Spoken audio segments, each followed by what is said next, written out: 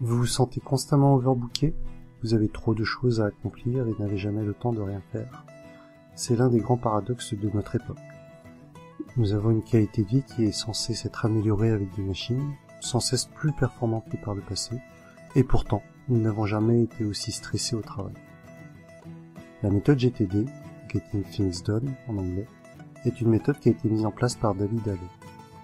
La méthode va vous permettre d'être plus efficace dans tous les domaines de votre vie, que ce soit d'un point de vue personnel ou professionnel. Elle va vous permettre de réorganiser vos emails, vos idées, toutes vos petites tâches au quotidien, mais aussi vos plus grands projets dont vous rêvez, mais que vous n'avez jamais le temps d'accomplir. Cette vidéo va vous résumer les grands axes de cette méthode. Mais avant, intéressons-nous aux 3 idées principales du livre. La première, c'est que notre cerveau n'est pas fait pour accumuler des choses.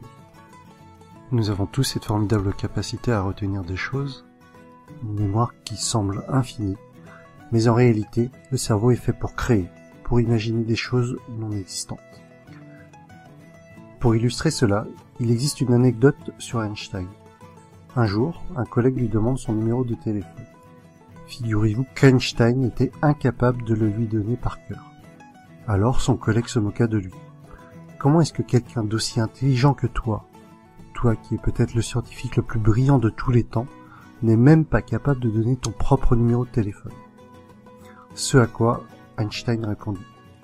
Quoi ça sert de retenir mon numéro alors que je l'ai inscrit quelque part sur mon carnet? Il ouvra alors son aide-mémoire et donna son numéro. Einstein fait donc partie de ces personnes qui sont persuadées que le cerveau est fait pour réfléchir, créer, imaginer.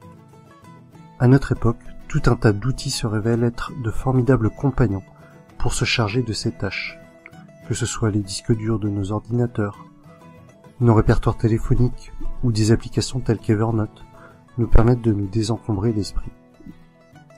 Ensuite, la deuxième grande idée du livre de David Allen se résume en une phrase. L'esprit comme l'eau. C'est une notion qui vient du karaté, qui représente un état d'esprit libéré de tout souci et entièrement focalisé sur l'objectif à atteindre. La capacité à exploiter pleinement vos ressources et vos aptitudes. Alors, pourquoi l'eau? Imaginez que vous jetiez un petit gravier, puis un énorme caillou dans un étang. Comment va réagir l'eau? Elle va répondre de manière parfaitement proportionnelle à la force et à la masse de l'objet. De petites vaguelettes pour le gravier et des ondulations un peu plus grosses pour le caillou. Elle ne réagit ni plus ni moins à l'objet qui a été jeté. C'est justement parce que tant de personnes n'ont pas l'esprit comme l'eau qu'elles ont tendance à prêter trop d'attention aux choses négligeables ou l'inverse, ne pas attacher assez d'attention aux choses importantes. Enfin, la troisième grande idée de la méthode est qu'il faut allouer un espace mental pour être productif. Trop souvent, dans nos vies, nous sommes dérangés par diverses choses. Cela peut être une pensée parasite, un truc que vous avez à faire pour plus tard, une course qu'il ne faut pas oublier lorsque vous allez rentrer chez vous ce soir, ou encore votre meilleur ami qui va fêter son anniversaire la semaine prochaine, et vous êtes censé lui préparer une surprise, mais vous n'avez toujours pas d'idée. Et au final, vous finissez naturellement par mettre tout cela sur le dos du manque de temps. Bon, comment remédier à cela? La méthode GTD nous propose 5 étapes clés pour nous aider à devenir plus efficaces. Premièrement, la collecte. Il faut que vous recensiez tout ce qui peut représenter une tâche à faire, un projet, que ce soit pour maintenant ou plus tard, que ce soit personnel ou professionnel. Le but de cette étape est de vous débarrasser de tout ce qui pourrait importuner votre esprit. Deuxième partie de la méthode, le traitement. Ici, on va avoir une approche ciblée pour vider la boîte de collecte. À chaque entrée, on va se demander de quoi il s'agit. Une action est-elle nécessaire, oui ou non? Si la réponse est non, est-ce qu'on doit jeter l'entrée, la classer? Peut-être qu'elle pourra servir comme référence plus tard, ou bien la réserver pour une action ultérieure. Si la réponse est oui, est-ce qu'il s'agit d'un projet ou d'une action unique? Et si l'action peut être faite en moins de 2 minutes, eh bien, faites-la dès maintenant. Sinon, est-ce que vous êtes la personne la mieux placée pour faire cette action? Est-ce que, par exemple, vous pourriez la déléguer? Vous pouvez aussi reporter l'action à plus tard. Troisièmement, la partie organisation.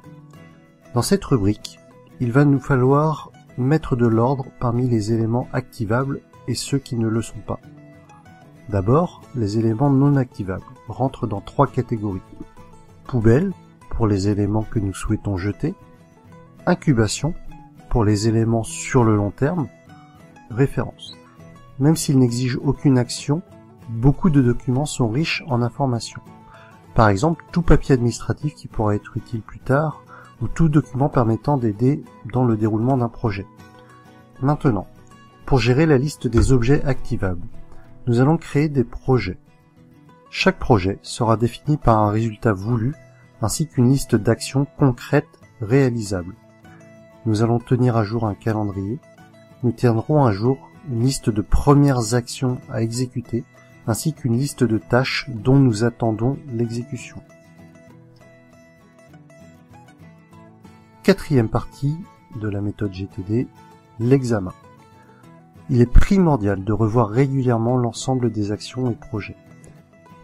Les actions qui sont notées dans un calendrier doivent être prioritaires. Vous les avez notées dedans parce qu'elles ne pouvaient pas se faire à un autre moment, à une autre heure ou une autre date. Mais dès lors que votre calendrier est vide, il faut s'intéresser aux listes des premières choses à faire. Les listes projets, en suspens, un jour ou peut-être, ne doivent être passées en revue que lorsque vous le jugerez bon. L'important étant de vous empêcher de les ruminer.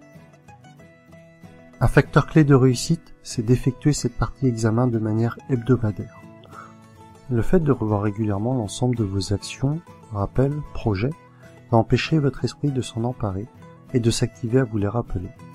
Mettez à jour toutes vos listes, confirmez que le système est clair, à jour et complet. Enfin, dans la 5e et dernière partie, qui correspond à celle de l'action, prenez de bonnes décisions sur ce que vous devez faire à divers moments de la journée.